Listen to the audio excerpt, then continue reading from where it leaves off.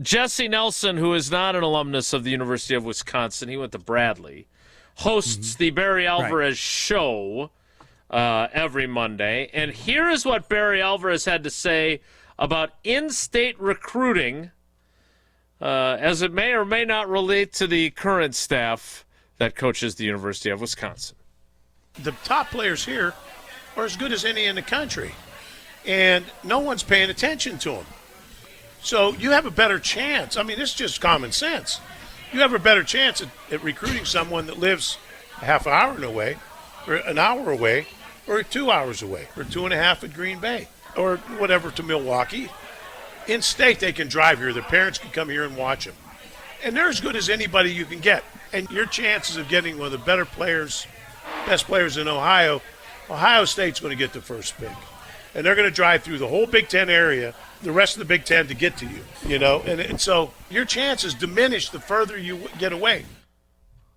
All right, so, Jesse, before we get Homer's thoughts on this, little background. Brad Nortman, former Badgers punter, it's a fake, Nortman, great call and great execution, was very critical of, in his interactions with state football coaches at the high school level, of the engagement level of the current head coach and staff. Is that an accurate depiction of what Brad said? That is correct. He's connected. He has spoken with a bunch of coaches at the high school level and is comfortable with the assertion that they have not had the same connection with Coach Fickell since he's taken over at Wisconsin compared to past coaches. Yeah, and let's go out of the way. He's not the type of individual who goes out of his way to be controversial. Yeah, Brad is the opposite of that. Yeah. Very true. And yet he felt it necessary to be transparent.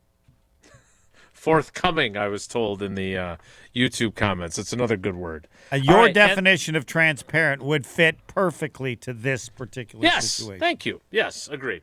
So, and then, Jesse, it was during your version of the program at the Hard Rock Casino in which Barry Alvarez made the comments about you got to get out and see people, etc. So that is obviously a sticking point for the former head coach and athletic director, especially since he built the program on building a wall around Wisconsin, right? That was one of the first things he said. I don't think he said that Fickell wasn't doing that, did he? I think the implication was fairly... I'm not the host of the Jesse Nelson Show with Barry Alvarez. Would you describe that as that the implication from Barry Alvarez was that is not a sufficiently done tactic with the current administration? In maybe a few more words than that, if you're looking to establish an identity as a program, which is something that has been said, since before the start of the season, and that fans aren't seeing, and that the players are saying they don't know what their identity is. Barry said to establish the identity of the team, what he did back in the day was, the big palookas up front around the state, which are there's an abundance of them all around the state. That's where you can begin to build the identity of the program, running the football. They have an identity. That's just garbage. It's not scoring points. No, they stink. That's the identity, and the players don't like having an identity that they stink. It's not like you're average in the Big Ten. They stink. That's their identity. Right? A frank conversation about Wisconsin football with Steve the Homer True. No, you're being frank. It's not. It's proving not my point. Every person in the state. There's never been such universal understanding of Badger football. Ever. Everybody agrees. Maybe in 1987. They stink. Well, that didn't mean they didn't stink in the past. This is just now. 100% say they stink. They're at the bottom of the Big Ten. In addition to the stinking, they can't score and things like that. That is the inability to score is part of the stinking. I mean, Luke Fickell doesn't go up to the podium at Big Ten Media Days in July and say, all right, this year we're going to stink. That's not our identity. That's the identities. That's not exactly the point of what we're going for. What here. identity is he? What identity? Well, yes, they're then saying, what identity is he trying to sell? No one knows. Because when you stink, it doesn't matter the identity that your head coach has and wants the team to be, because the number one reason any team stinks is why? Talent. The coach. No.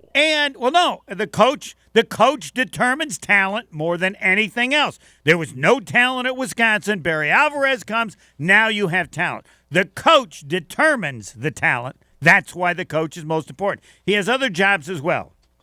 The problem with Fickell is no one can think of even one thing positive to say about him. Not many, not one. Like, the Badgers stink, but. There is no but. They just stink. Everything stinks. Name me one positive thing about Wisconsin football now. One. Anything. I think their defense has played better than limited expected. Oregon to 21 points. Yeah. There you go. All right. Yes. You have that. I don't see them having like the UCLA moment, though, where UCLA suddenly rises up and wins a couple of games until they had to go play Indiana. Like, I don't feel a lot of reason for optimism that they're gonna, beat Washington or whatever. It's tough to win when scoring 7 points is an achievement. Right, and here's the problem that I have with this, and Riley Yauk had a very strong opinion on the post-game show. I saw the social media clip with Riley, and I would argue what could be very strong. Well, he was he was highly critical of Simmons, and what I wanted to say was the plan was never for Simmons to be their starting quarterback. Like or the backup. Correct. He started 3 games at Southern Illinois, the proud alma mater of Sylvie, of Waddle and Sylvie. Great school, go Salukis, but I don't think that was ever what they wanted. The kid from from San Diego State, okay. he was the backup. Can I just respond to that? Him. Yeah, I mean, sure. Look at when you're Wisconsin. Even when you were really good, it didn't require that you had a great quarterback. You had good quarterbacks. You control the line of scrimmage, and you can run the ball. They get dominated on the line of scrimmage, and thus they can't run the ball. Whoever the quarterback is has become way more important than it's ever been. Why? Because they stink. You can't ask the quarterback to be something they didn't even have when they were good. Because they could run the ball. They get dominated on the line of scrimmage on both sides of the ball, once in a while, not the defense. And to borrow Gary Ellerson, football starts with a line of scrimmage. All this stuff like the quarterback, I think the quarterback now could probably play. I think he's healthy, Edwards, but he doesn't want to play anymore because now he can transfer, and this year doesn't count. But I can't prove that. Get an 8th year of college eligibility. That's what some players do. Yeah, correct. If you play 3 games, you can then play somewhere else. But look, this is really simple. And by the way, this is nothing compared to and I don't get irritated at social media very often, but a couple people have questioned Ted Kellner because he's very important, and I think it should be against the law to say anything about him because UW Sports has been good since 1990 because of Ted Kellner more than any other person. More than any other person to have been as good. But he could hire Don Morton, want to hire Don Morton, and I'd give him a pass. I think he gets a pass for maybe 25 years. But anyway, I just wanted to throw that in. I can solve this problem very easily. All right, I got to talk to Barry. Barry, you're in charge. We have to do this privately. I know you're whatever. We'll give you $1 million. Here's $1 million, and you tell us what to do. You can be a part of it, or you can tell us who to do it. The problem will be solved. I'm not sure what he will do. I will join that. It'll be club. solved. Why not? Because I have immense respect for Barry Alvarez, and obviously he has been unafraid to share his opinion on the Jesse Nelson show with Barry Alvarez. We know his opinion. If he was AD, Fickell will be fired at the end of the year. So my question is, if he had hired him, Fickell would be done at the end of the year. For as great as Barry Alvarez has been, was, however you want to view what he did, both as a coach, building this program from ashes, and then his time as the athletic director. My question is,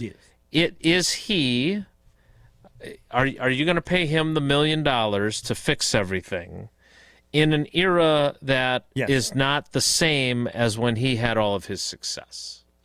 Great question. Yeah. Thank you.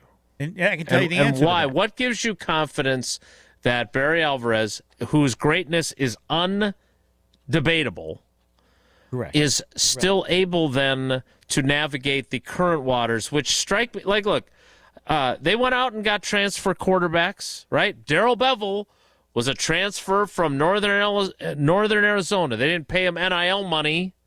Randy Wright was a transfer, by the way, from Notre Dame. So.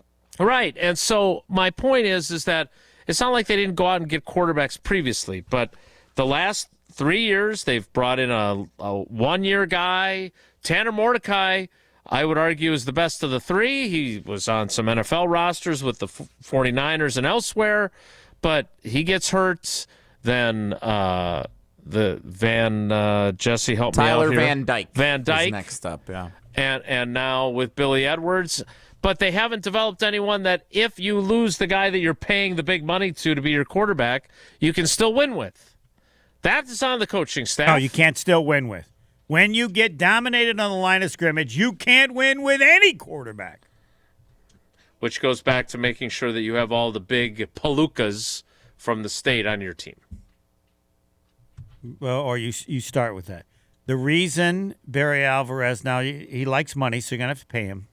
The reason he can solve it is the one thing that people do not mention often enough about Barry Alvarez. He's smart. He knows the world has changed. And he will do and consult and figure out with whomever necessary in order to win because in understanding that things have changed. They haven't changed that much because Illinois is okay with a former Wisconsin coach in a situation, the problem you have is no one really knows for sure how much money everybody has, how much money they're spending. Like, what is the problem? Is Wisconsin not enough money? And again, so I need somebody who understands that, and Barry will either understand it or find people to understand it.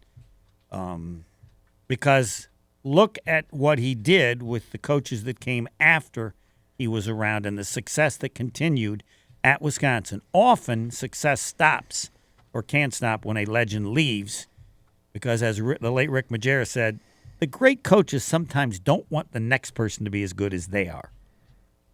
But Well, Brett Alvarez Bielema made was many really good good. Gary Anderson was not. Right. Being honest. But they still won with Gary Anderson. Think of Gary That's Anderson true. and you saying that about him. It should be against the law given what's occurring now. Gary Anderson is in the Hall of Fame compared to what exists now. Gary Anderson got him to a Big Ten championship game. It's true. You're Again, right. you got to look at his record. There were issues about how well he fit in, how long, what would have happened eventually, but it doesn't matter. 2 years, they won. So this, and I have difficulty blaming McIntosh because I would have hired Fickle too, unless more research would have told me that Cincinnati won because of Freeman and not Fickle. I don't know that that's the case, but he has certainly gone on to be very successful at Notre Dame. But that aside, if McIntosh hired the person everybody would have hired, then I don't know how you can say he's a bum. And again, what happens now is not determined by the coach. It is not determined by the AD. It's determined by the chancellor. If she is happy with losing, then they won't make a change because it costs them some money. I don't know enough about her. But to Homer's point, Barry Gary Alvarez Anderson, existed solely because of Donna Shalala. She and Pat Richter and Donna Shalala believed in both of them. Correct. Gary Anderson went 19-7 in his 2 years at Wisconsin, including 13-3 in the Big Ten. Then things kind of went south for him. He went to Oregon State for 3 years, did not have much success there, and then went back to Utah State and was fired, or maybe they just only played 3 games in 2020, but that only lasted 2 years. He was amazing. I think he was able to turn Jordan Love into a bad quarterback. Am I right about that? He might have been there. I think you're senior correct, year. yes. Yeah. He was the only person who could stop Jordan Love. Gary Anderson. I love